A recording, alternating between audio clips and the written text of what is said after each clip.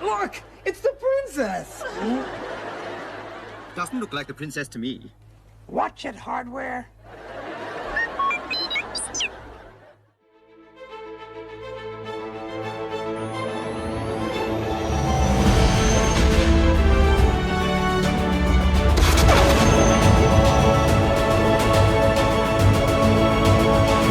Welcome to Live Action Star Wars. I'm Ralph. I'm James. And today we are talking about the Muppet Show. Yeah, we the are. Stars of Star Wars. And we have a guest today, Patrick Cotnoir, for many things, but also the George Lucas Talk Show. There he is. How are you guys? Welcome, Patrick. How you doing? I'm doing great. Thank you. Thank you for having me. I have one question for you about your day job, but that'll come after. Yeah, sure. So remind me if I forget, because it's a big question. Okay. So dude, okay. So you sort of threw out a tweet saying if anybody has a podcast, I'll not be a jerk on it. So I'll hold you to that. Yeah. But you reached out and you requested specifically this episode of the Muppet Show. Now I know you're a big Muppets fan. That's true. And I know you're a big Star Wars fan. That's also true. Yeah. Which do you like more?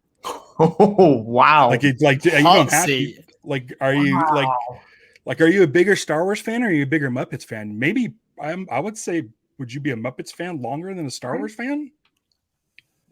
Probably. I've never thought about it. I heard you visited the set of Sesame Street when you were a kid. When I was a kid, yeah. You guys got all the fun. It must be longer for Muppets. I have not thought about it. I mean, look, you're looking right here, right behind me. There's two Muppet prints up on the wall. Yeah, wow. You know, I try not to compare them, but I think you're probably right. Yeah, I visited the Sesame Street set when I was a kid. I mean, do you want to hear the story, or do you want me to go for it? Absolutely, I do. So I obviously, loved the Muppets when I was a kid, and in I think it was like 2003 or so, Carol Spinney, who played Big Bird and Oscar, had written this book, and he was giving a talk over at the Yukon School of Puppetry, which is kind of one of the only like puppetry schools at a college, and it was like less than an hour away from us in Connecticut. So my parents were like, well, obviously we're going. Obviously we got to go down. And I was like, yeah, okay, sounds great. So we go down. He gives his talk for like 45 minutes, and he starts doing a Q&A thing with the audience. There was probably maybe like 100 people there. It was a pretty small room. It was like on the campus. And, little 11, 12-year-old Patrick asks, do you guys give tours of the set? Because obviously always trying to, weasel my way into an angle. At an early age. I know what it's like. Exactly. Got to. Exactly. And he goes, no, not usually. And, your heart sinks and all that stuff. And he goes, unless you know somebody. And he gives like a little like wink, So then we go and we meet him afterwards. He signs the books, we take the pictures with him and all that stuff, and move on with our lives, And we get the picture back. We send it off to him to get signed, the picture of him and I together. And it comes back. And a couple months later, I get a postcard in the mail saying, hey, Patrick, it's Carol Spinney. And I was like, oh, this is cool. This is really cool. And he goes, if you ever want to come to the set, let me know. Here's my number. Here's my home phone number. And I'm, of course, freaking out. So we like call him and talk to him a little bit and figure out a date a couple months later. And we ended up going to New York, going literally like a 10-minute walk from my apartment right now, which is wow. It's very weird that like one of the first places I went in New York was, right down the street from where I live right now. Was that a contributing factor as to you moving there? Oh, well. He's old. There's more to this story. Okay. So we went, had a really awesome day. It was very, very cool. All the dream scenario. Ended up going 2 more times and like meeting a bunch of other people through there and trying to figure out where to go to college. I wanted to go to New York. I wanted to do like production stuff, but I didn't know, I applied to a bunch of different other places, didn't know where I was going to go. Ended up going here and then talked to one of the guys that I had met there, one of the puppeteers, and was like, hey, who does internship stuff? Like, how do I get involved in that? And he's like, oh, just email this person. And now looking back, at the time I was like, oh, I got to really work for this. I'm going in for an interview and, it's going to be tough to get. And now looking back, it's like, oh no, Marty talked to them and said, give this. That's to him. awesome. You know what I mean? Yeah. So yeah, I interned there for like a year, and it was very cool. And so I think it did influence wanting to come here. In general, always wanted to work there. So it was very fun. It was very. I was there the last Very time. cool. The last time, as of today, that Frank Oz performed on Sesame Street. Oh wow! Last week that he did there, and he hasn't done it since. So that's pretty nuts. Pretty nuts. That's crazy. Okay, I'm going to ask you the question now. Okay. In the last, probably, let's say since the Lost finale, where all fans of Lost, my favorite hour of television came from a show that you worked on. Oh wow! Sure. I bet it is. I don't know if, but there's an episode of the Chris Gethard show called One Man's Trash. Yes. Now, I don't know if, James, have you seen this episode? I haven't, no. Okay, so we're not going to spoil anything, but essentially the setup is Chris Gethard has a show. There is an object inside a dumpster inside his studio.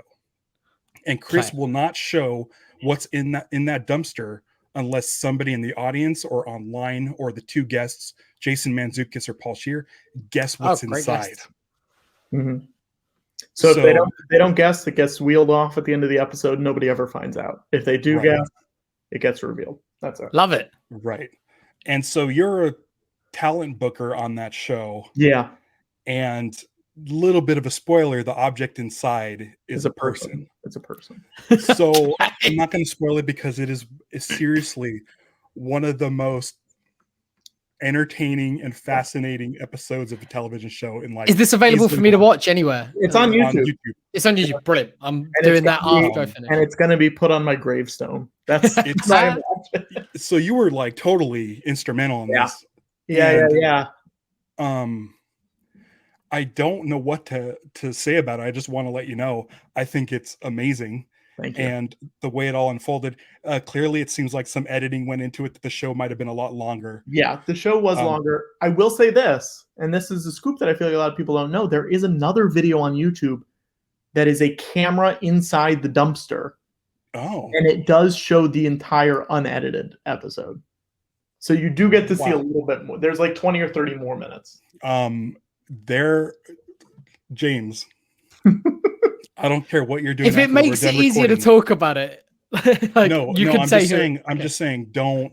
This is something that I post on Twitter about once every 6 months. And I'm like, I try to tell people, like, go watch this thing. I'm doing it. Nobody does. And the only people that respond to that tweet are people who are like, oh, great, now I'm going to go watch it again. Because it is so amazing. I can't even put it into words. And I figured this is the perfect time to sort of put this out there to more people, even though we don't have the biggest following. We'll put a link in it in this video, a link to that one. Right. It is one of those things. I'm just giving you more work to do that, Ralph.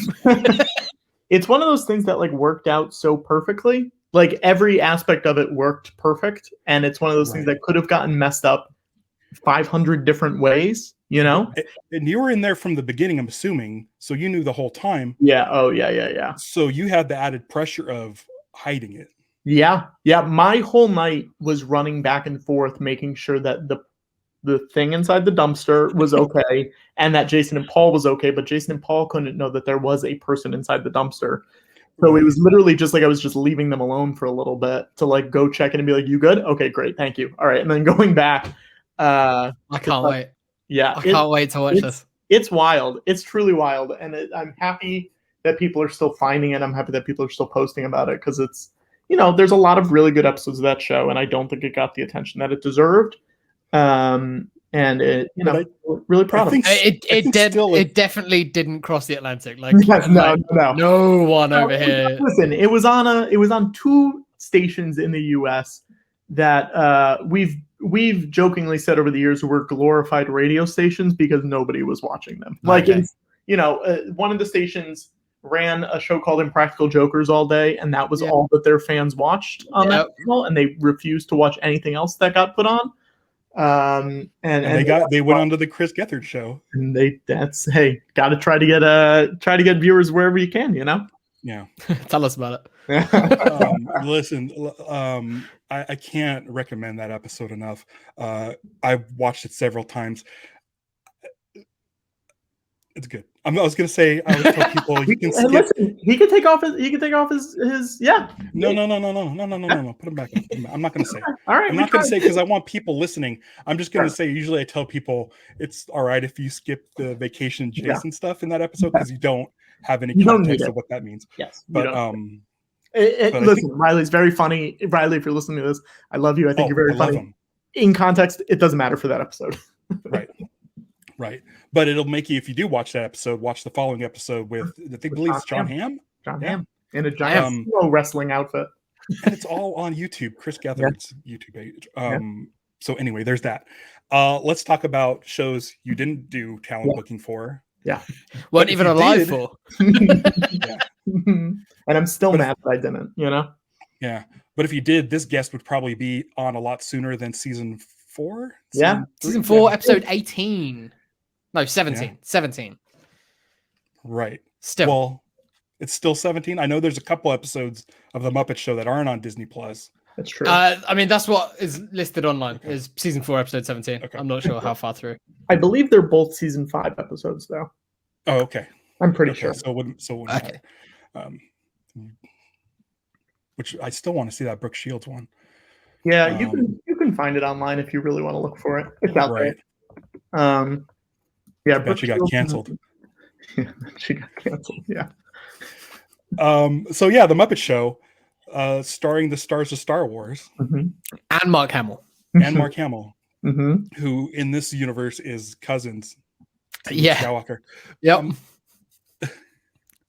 First of all, let's talk about his portrayal of Luke Skywalker in this episode. Fascinating. A little aggro. It's not the Luke Skywalker we know and love by any stretch of the imagination. And it's also something I've never thought about it until this time watching it, where I was like, "What is he doing?" Always got on the trigger. I've got some notes here, and like it's literally Luke is a bit of a dick and trigger discipline, man. Come on, what are you doing? Yeah. The original guest is supposed to be Angus McGarnagle, the gargling gargoyle. Yeah. Yep. The Argyle gargling gargoyle, I think. I think Argyle is there too. I think he's from Argyle, Scotland. Yeah. I think there was he was name dropped in an earlier episode. Oh yeah, Gargoyle Gershwin. It's a really fun episode. Why did you pick this? Obviously because it's two of your favorite things. But yeah, I mean, I was trying to think of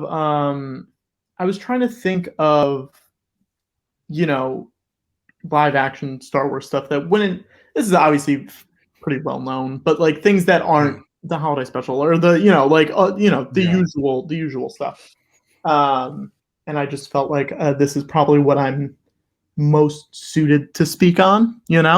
I was going to go a little more obscure. I was just trying to think of things where I was like, what is something that like no one will definitely talk about, but this is the thing that just kept coming back to me. So it's a good shout. We've done some weird stuff. But what is the weirdest thing you guys have done? Dark Forces 2 Jedi Knight, the video game. Footage. Oh wow! Oh okay. Yeah. That was like episode 2. Yeah. We did Solo and then that. But we have a long list of stuff. What's the thing that you were I didn't have anything specifically. I was like gonna go deep, and then I was like, but why are we screwing around? Like, we know what you want to do, Patrick. Like, what are we doing? It was one of those. Well, we can get this out of the way, and if you ever wanted to come back to do something really weird, like great, happily. There we go. This episode right here is the debut of the Bespin fatigues. Isn't that wild? Yeah, it's crazy. Like that iconic outfit, is the first time that we see it. And even at the end, when he gives someone like the signed picture, it's the from Dagobah, isn't it? I think it's the Bespin one. I think he's on Bespin, possibly. Oh, is he? Oh, okay. It's the sort of the white background. It's a very famous shot. But it's that one. But obviously that was probably like one of the first times that was seen. Maybe it had been in print or something before that, but yeah, this was the first time that outfit's seen on screen. And we've got aggro Luke. Yeah, but I got to be honest, like it's my least favorite Luke outfit. Like, it's a little boring. You get it. It's a little like army fatigue. Yeah, you know, it's so tan. Yeah, and it maybe feels the most real worldy out of all of his outfits. I'm trying. It would be the easiest to cosplay for sure. Like people at Celebration who are doing that Luke, like, come on, dude, put in some effort. I wish it was the yellow jacket. I love the yellow jacket. The yellow jacket is so good. Just bring back the yellow jacket, even if it's over these fatigues. Just keep the yellow jacket around. The yellow jacket doesn't get enough love. I mean, how much is it on screen for? Probably 35 seconds, 40 seconds or something like that. Yeah. But I think a lot of people I think feel the same way as us because like the comics use it all the time. Yeah. Anything set between A New Hope and Empire, he's always in that yellow jacket. It's like he lost it just before they went to Hoth or something. He was like, well, this isn't warm enough. Yeah, right. I need something with a hood. On Yavin 4. I don't need this.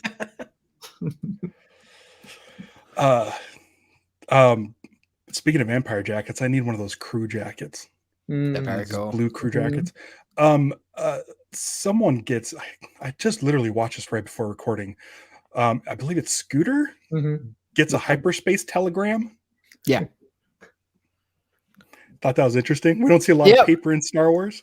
I mean, all of the stuff that Luke is saying whenever he's talking to 3PO, it's all Star Wars sci-fi. So he's talking about the Nava computer and things like that. It's like it's all the jargon that we're used to in Star Wars. They're not like throwing out nonsense for the sake of it, apart from the hyperspace telegram. But that's just on the full Muppet side of things. Right. So it's like, yeah, whatever. And I guess they could do it now because Disney owns everybody. I want to see them reintroduce this into canon, but like seeing it from their perspective, like put this in a comic. Oh, that'd be amazing. Every time I watch a Muppet Show and they go to the planet Coosbane, I'm like, why can't Coosbane exist in the Star Wars universe? Like, get it in there. Someone's got to write it in, even if it's in the background of a reference book or something. That'd be so funny. Well, that can be our next tweet to Pablo that starts going nuts. I'll talk to some people. I'll see what I can do. Yeah. I mean, if E.T. can exist in Star Wars, why not Coosbane?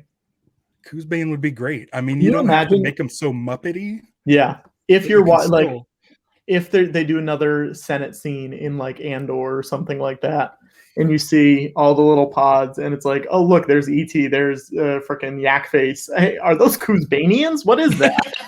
Do it. Be insane. That'd be great. We get a rare Scooter performance. I don't think there's a lot of Scooter performances. No, and I'll say this: I think that's one of my favorite songs on the Muppet Show. It's good. It's really good. I think it's really good when he's not the first one because he does two, doesn't he? Or there's one where he's like rehearsing. He's rehearsing, yeah. But like the full blown one, I really love it. I don't know why. Also, do you think they didn't have legs made for Zoot? Because everyone else you see their legs, and Zoot does not. You do not see his legs. I didn't notice they came in as Force ghosts. Yeah. I mean, it was just a way of doing the puppetry, I guess. Yeah. Like, and it was a way of sort of hiding some stuff by like, make him a Force ghost. Yeah, sure.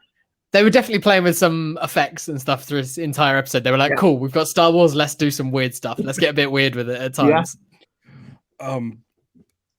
I want to talk about Mark Hamill's impressions of Fozzie and Kermit.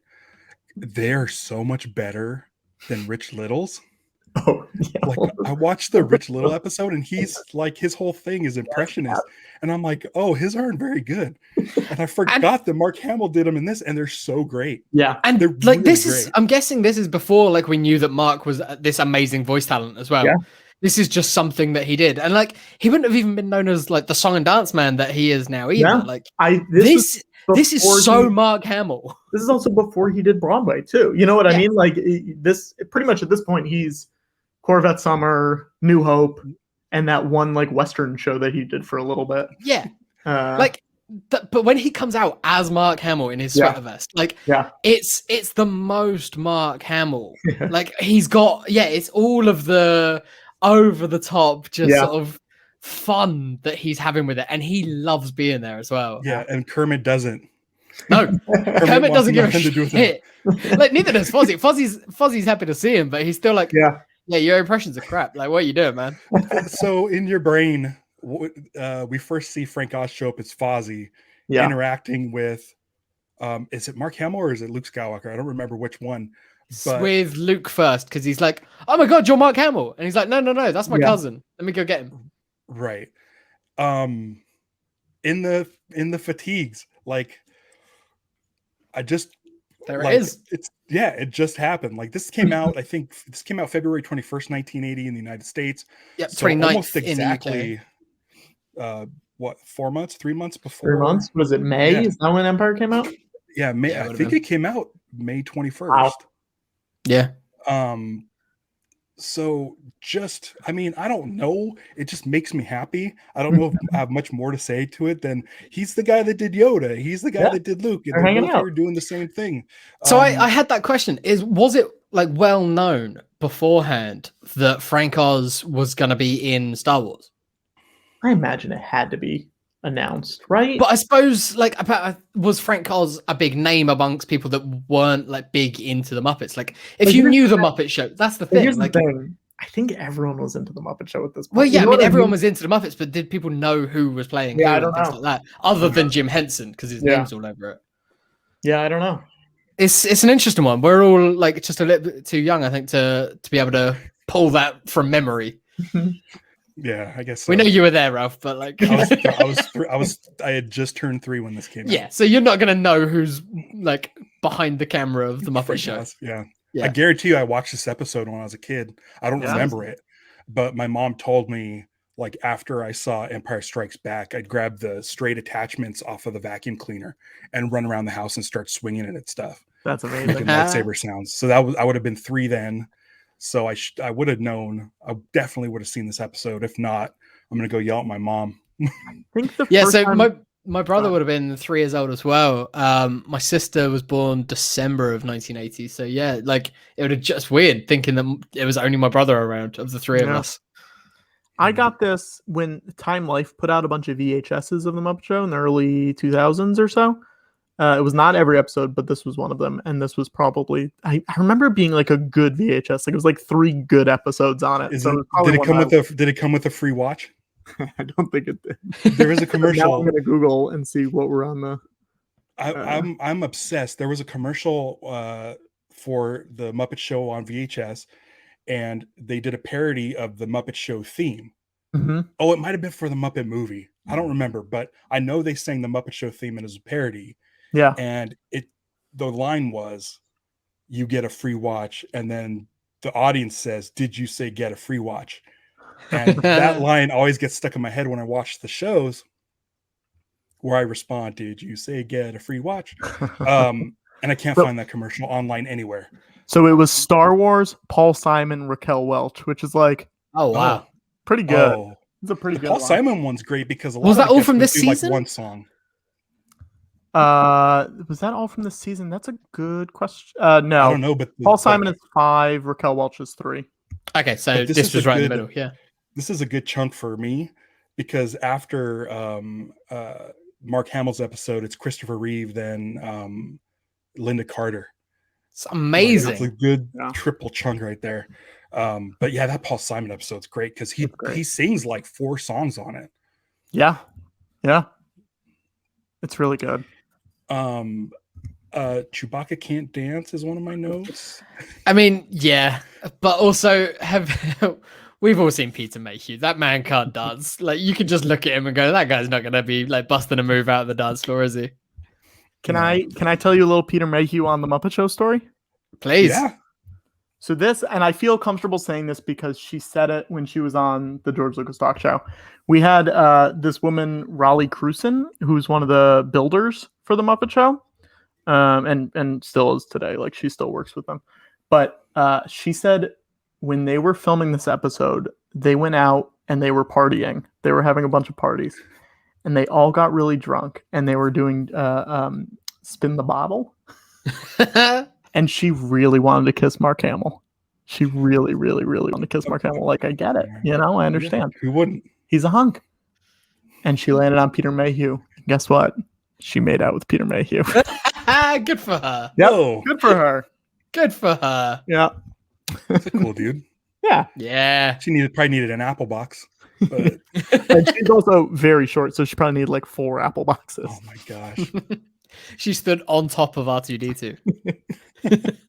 R2D2 looked like his Kenner version in this. He was shiny. very shiny. Very shiny. In the When You Wish Upon a Star, if you go back and look, he must be on apple boxes or something because he's so tall. Yeah. He's like almost as tall as C-3PO. I know. Yeah. Rocket jets. Oh, maybe. Yeah, that's the original. That's it. We got the Bespin fatigues and the rockets in this episode. C-3PO also shiny, also credited as Anthony Daniels, which is good. Yep. Yeah. I mean, it was very obvious as well that Golden Tony was in there when he was busting a move. Like that was just any excuse for Anthony Daniels to have a little dance. Was Peter Mayhew credited? Yeah. Yes. Was Kenny Baker? No. Probably it's R2D2 as himself. It was definitely a remote control though. Probably. Yeah, because I think the third leg was down the whole time, and that's like an indicator that it's not Kenny Baker. Yeah, I love when you see R2D2 in the standing form, and you could see Kenny Baker's legs, sort of in the legs too. Like they just kind of peek out from underneath. It's a weird amount of performance that he puts in, but when he does, like the emotion that he brings to it is there. Like yeah.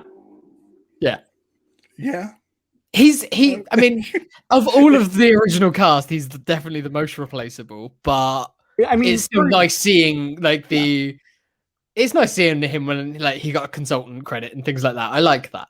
I mean, listen, for a very long time, and maybe still a little bit to this day, it is sort of a. Did we need him? What was he doing in there?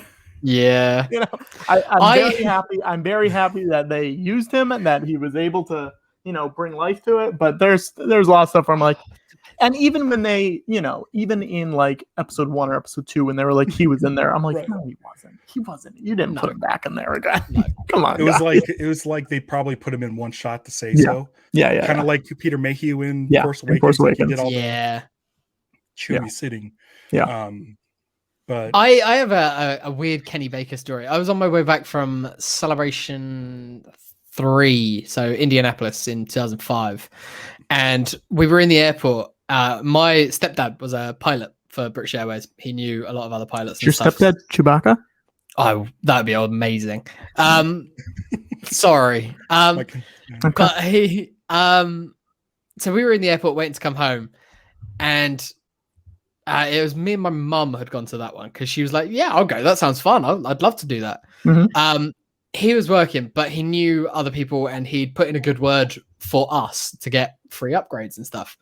And we're sat there waiting at the gate because we were always on standby tickets at that time because it was a lot cheaper. We were basically on his. And Kenny Baker comes in and I was like, oh, sweet. That's Kenny Baker. He might be on the same flight as us. That's really, really cool. And he goes and boards the plane. And then we go last and they're like, we've got an upgrade for you. Like, and we're like, sweet, that's great. Get on the plane, walk through business class, past Kenny Baker into first class. And I'm like, what? We can't take this from him. He was in Star Wars. You don't know this man. Like, I felt bad, but still, it was a really comfy flight. But at the same time, you didn't switch with him. Of course not. Yeah. I mean, you should have had him sit next to you. This is not the first time you flew on a plane next to the Star Wars actor. The Star Wars actor. Yeah, the other James mentioned on an earlier episode. This is post episode 1. Just after. So the summer after, it was in 1999, might have been early 2000. TC-14? Like, were you on with TC-14? Mace Windu. Whoa. Okay. Yeah. So that was a flight that Paul was flying at the time. And Sam Jackson was on the flight and he got upgraded. Basically, Paul was just like, I'm gonna upgrade you and you're gonna talk to my son and my stepson. It was funny. Yeah, it was really cool. Great. Didn't take off his sunglasses once. That man sounds right. No, he's so cool. You've gotten to meet Mark Hamill. Sam Jackson too. You booked him for Carrie Fisher too. I've met a lot. What? Carrie Fisher, Anthony Daniels, Peter Mayhew. There have been a bunch of them. I haven't met any Star Wars people. Yeah. I met Kenny Baker. You're scared to, aren't you? I did shake Kenny Baker's hand at Comic-Con. He was outside of his pay zone. So I just shook his hand. I still remember what it feels like. Same with Peter Mayhew. Saw him outside of his pay zone. Yeah. And shook his hand and still remember what those hands feel like. Big hand. Very big. Big hand. That right there. And then the other one is squishy. Yeah, that's a David Prowse signature from when I met him. He did a signing in Southampton. I'll show you this. Hang on. We're on video. Oh wow. There's a Carrie. Yeah, there you guys are. There's Mark. There's Anthony Daniels. Very cool. Yeah. Mark did this show I was producing called ASCAT. Mark, Mr. Mark Hamill. That's the respect I should be giving this. Did this show called ASCAT where he came and told stories, and then people did improv based off of his stories. That's awesome. Real cool guy, just real nice, real friendly. At the end, I don't know if I've told this. I mean, you guys might be getting exclusive right here.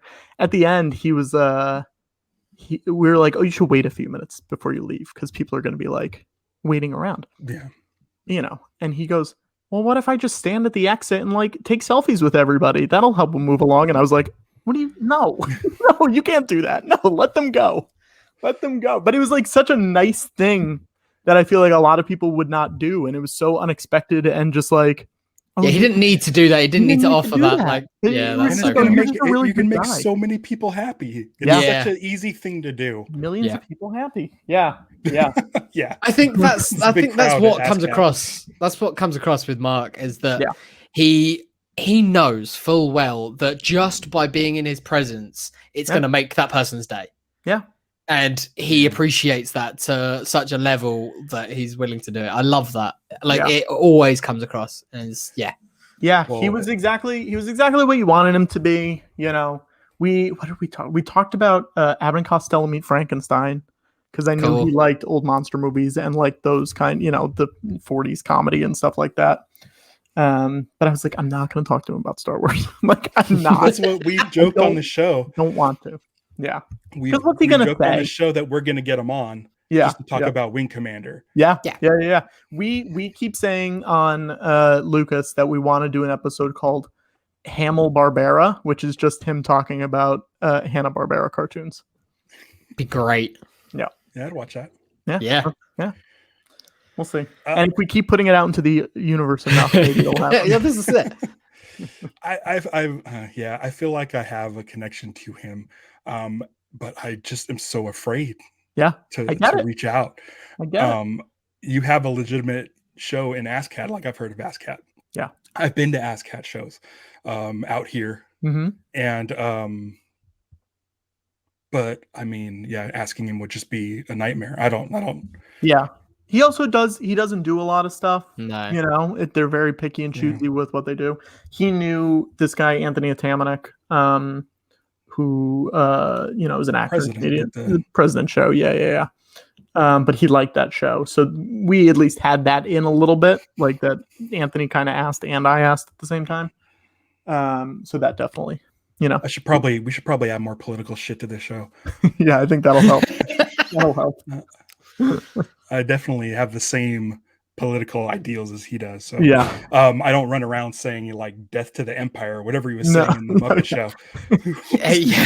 He was I mean it was a very different. It's the most jarring thing about this entire episode is yeah now it's good though when he now this is a real question, guys.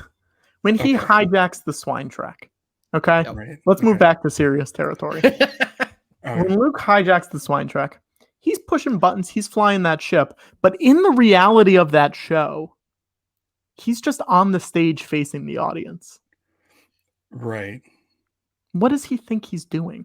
I turned to my roommate when that happened and I said, is Luke Skywalker an idiot?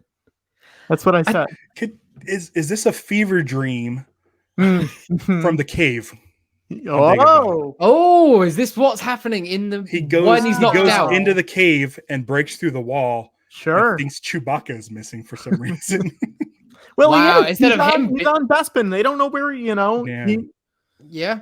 Or, I don't know, because he would have been in the fatigues. I was thinking, or is this what's going through his mind when he gets knocked out by the Wampa? But before he wakes even though up. he's in the fatigues, it could be, always in motion. Well, he owns the fatigues. Like he knows that the he might have been wearing them under his parka. Yeah, exactly. We don't know. And it got a layer up on Hoth. Yeah. Hey, listen, all that blood rushing to your head. Yeah. You're going to start thinking crazy things. So. And he's missing. You might think that Chewie's missing. Yeah. Wow. Chewie's naked in this. So better. I was also going to ask about that. Is this do we see him naked at other points besides like Solo? Was he naked in the holiday special? It just occurred to me now that he was naked. Yeah. In Solo in the mud pit, he's not wearing anything. Yeah. God, I love Solo. Do you like Solo? I like Solo. I do like Solo. It makes me mad that I hear other podcasts and they say, "Oh, I haven't watched Solo yet," and I'm like, "You're missing out. It's fun. It's such a great film. It's fun. Yeah, it's so fun." Yeah, people are none dumb. None of that bullshit of whose father story or all that shit. I don't know what that means, but I'm gonna go with it. We almost had an entire Star Wars without a lightsaber as well. Yeah. Wait, is there a light? Oh, yeah. There's a lightsaber in that. Yeah. There's no lightsaber in the Muppets, though. There's no lightsaber in this. It's not even on his belt. Yeah. It's not. No, he's just got his blaster in his hand the whole time. That goes to your theory. That it's on Hoth? He doesn't have his lightsaber when he's hanging upside down in the Wampa cave. There you go. It's true. This is it. We're unpacking the Muppets. I think we cracked it. I think we've done it. I'll edit it. I'll put it up on the... So he gets knocked out. It cuts to him walking through onto the set of the Muppet Show. If someone did like a fan edit where it's just like him hanging upside down, then it's like like the screen like wiggles a little bit, and then it just goes into that. Oh man, yeah, like a Wayne's World. Exactly.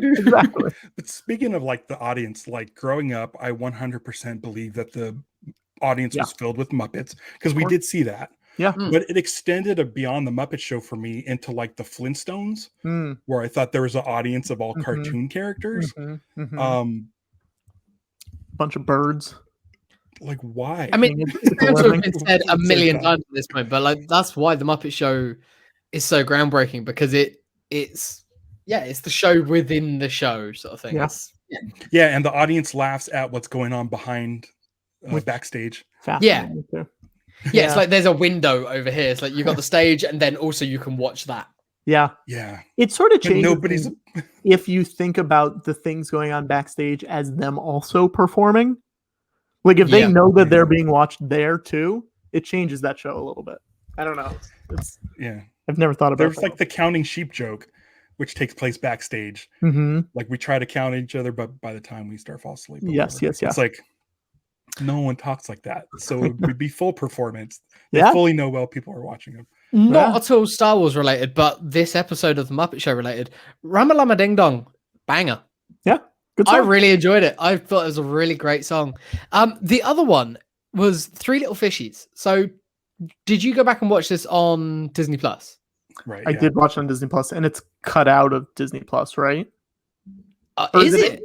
Is it? No, it's in Disney Plus. The three fish is there. Yeah. Oh, maybe I zoned out because I've also seen this episode so many times, so I think there were points where I'm like, I've seen this. So I'm just looking at it on the Muppets wiki over here, and that was originally a UK only skit. Yeah, because of the commercial time.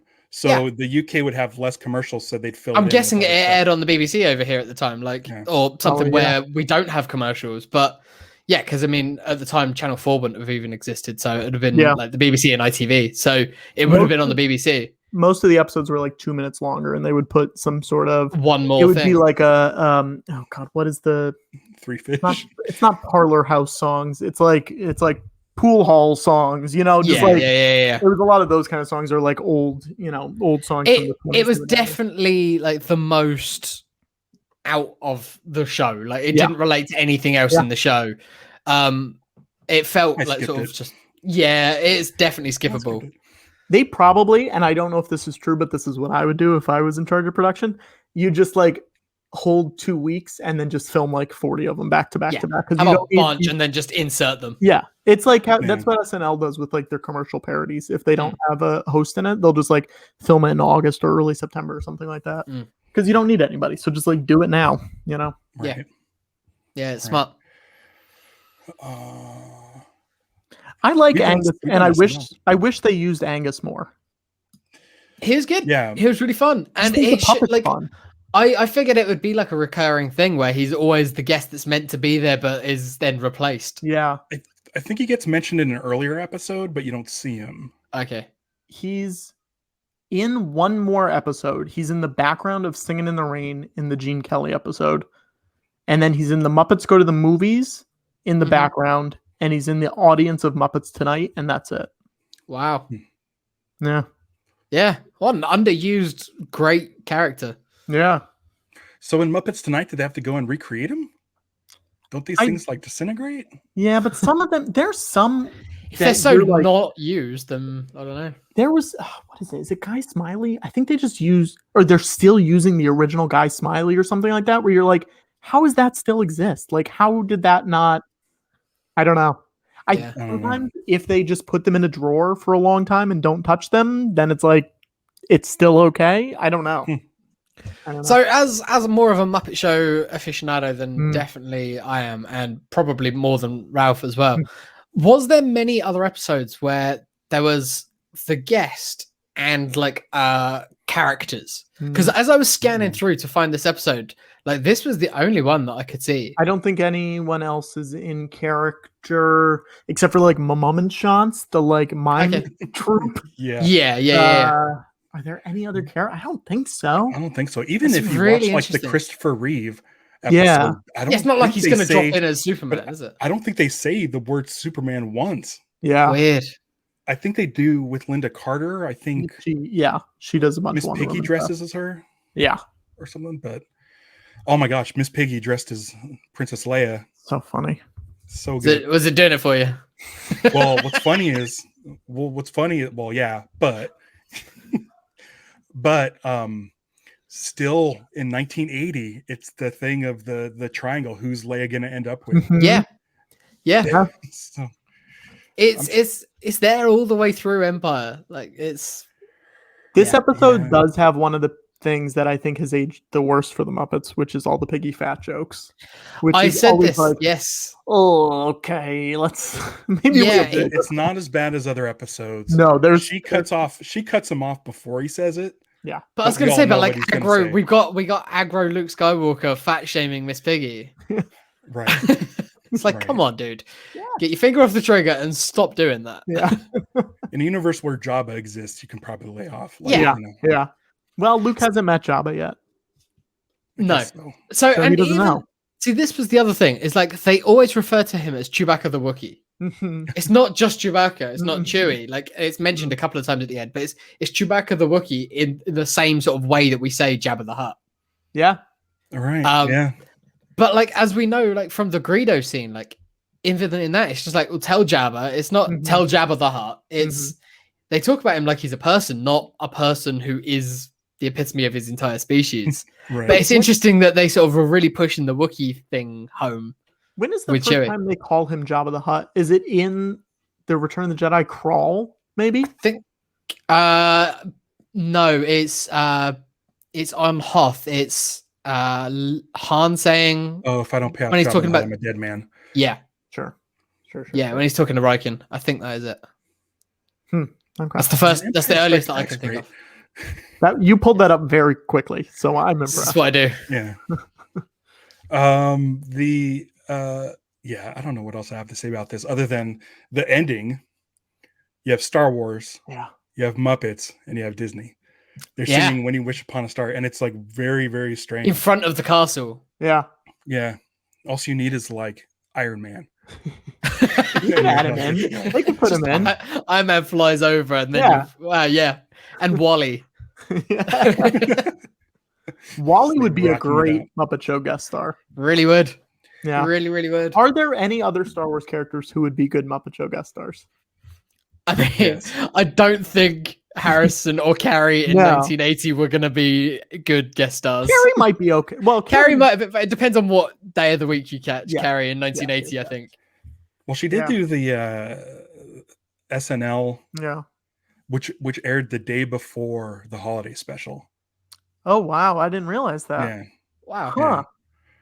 Yeah, I found that out recently. I was like, oh wow, that's. So that was why she was there, was to promote that. Yeah. It's a big week for her. Weird. So, do you think, because of what we know now that was happening with Harrison Ford and Carrie Fisher around this sort of time, do you think that they maybe like were in bed watching their friend Mark on the Muppet Show going, fucking hell, he is a weirdo, isn't he? We love him, but what? My God, Mark, you're just going full send on this. Yeah, I wonder if they asked them. I got a feeling they were probably asked at some point. Yeah. I mean, it isn't just Mark Hamill. It's not, well, on Disney Plus, it says guest Mark Hamill. Yeah.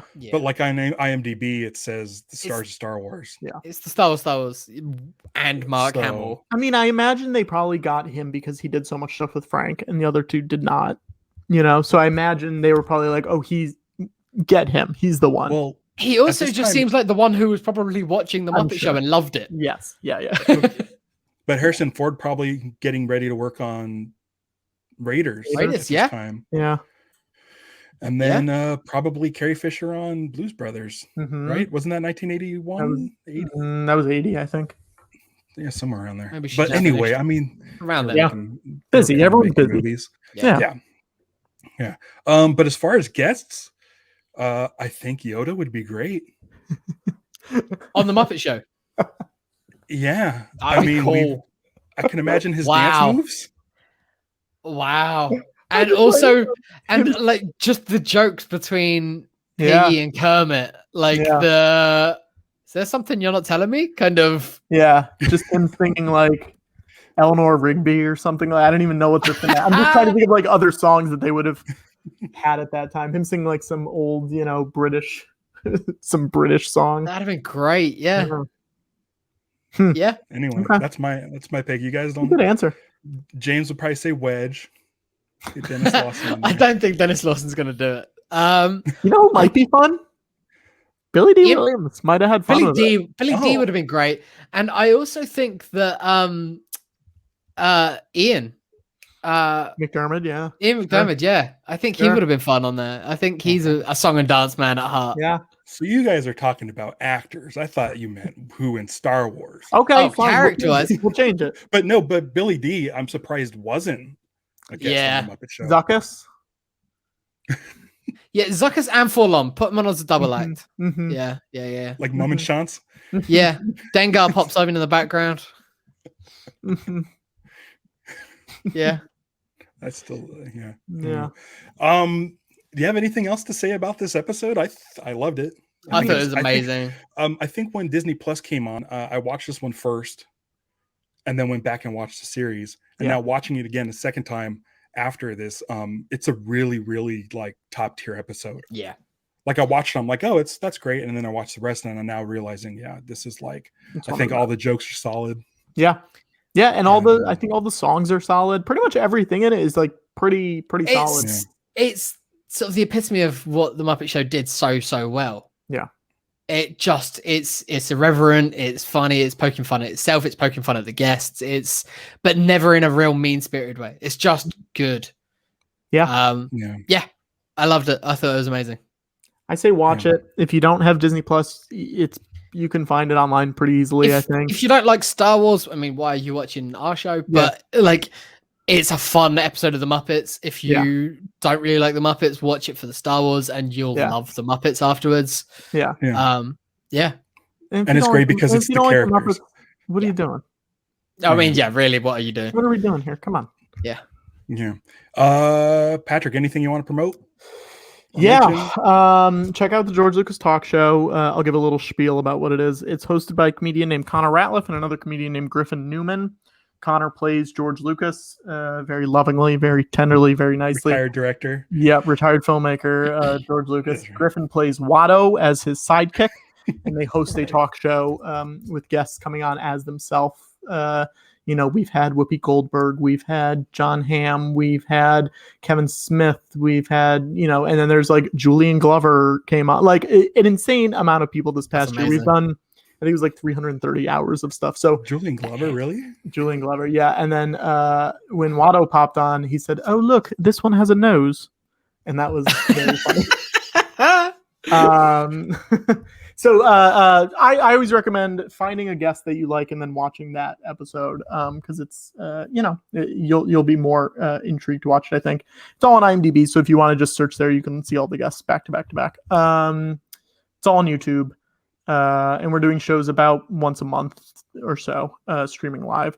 And then the other thing is I'm producing the show called RAAAATSCRAPS, which is the new iteration of ASCAP, which is an improv show with famous people coming to tell stories. And that is every Sunday at 7:30. You can either come see it live in person in New York, or you can stream it from anywhere in the world online for like $8. It's real cheap, real fun. And you just go to raatscraps.com. RAAATSCRAPS has 4 A's. And then follow me on Twitter. It's at Patrick Cotnoir, PatrickCotnoir. I'm currently trying to get more followers than the canceled NBC show Sean Saves the World, because I deserve it. Yeah, and that's it. I think we're very close. I think we're within 150 or something at this point. We're very close. And that's now one last bit of business before we go. James is going to pick what we're doing for our next episode. Were you prepared for this? Did you not in the slightest? Completely forgot because we had something else lined up before this. I didn't even think about it. I've got the list in front of me. No, that was that pick. My pick of doing the John Williams. There's some BBC John Williams documentary out there. It's on YouTube, and we found this. I watched a little bit of it, and there's like this fucked up like footage of this little vehicle that was behind the scenes in Empire Strikes Back: Battle of Hoth that I had never seen before. Oh, I just saw someone talking about that. Where probably because of us. Did. Who was it? Pablo? Maybe because I think I saw it on found Twitter, it. Yeah, we found it, sent it to Pablo, and he's like, "Oh, that's a good one." And because of that. Yeah. See, we're famous. Look at that. And because of that, I'm gonna pick Empire. Because of that, and because we talked about it earlier on, let's do Empire Strikes Back. We haven't done it yet. Yeah. Wow, that's huge. I'm very, very, very much looking forward to that. It's our first delve into the original trilogy. I love that. Yeah, the only movies we've covered are Solo and Attack of the Clones. Everyone's favorite 2 Star Wars movies. Listen, every time I watch Attack of the Clones, I love it more and more.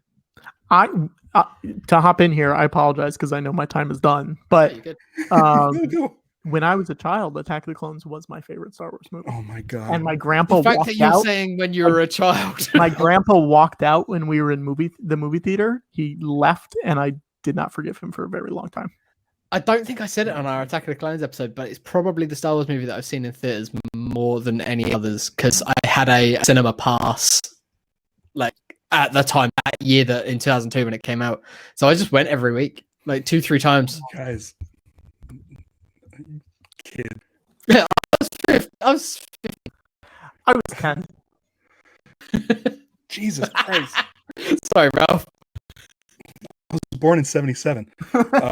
I'm 44. I'm not going to do the math on that 2002, but I was somewhere in my 20s. I married my wife 2 years later. 25? Yeah. I think it's 25. Yeah.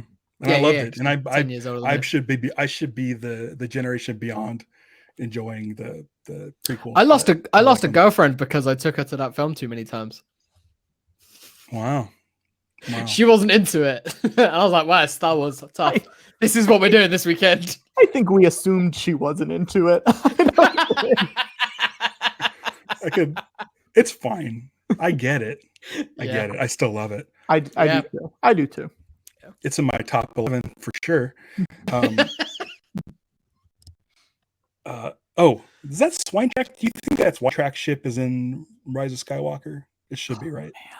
I'd love it. Somewhere in that field. They were calling on everyone to come help them, and frickin' Link Hog, Thrub, and Julius Strangepork show up. Yes.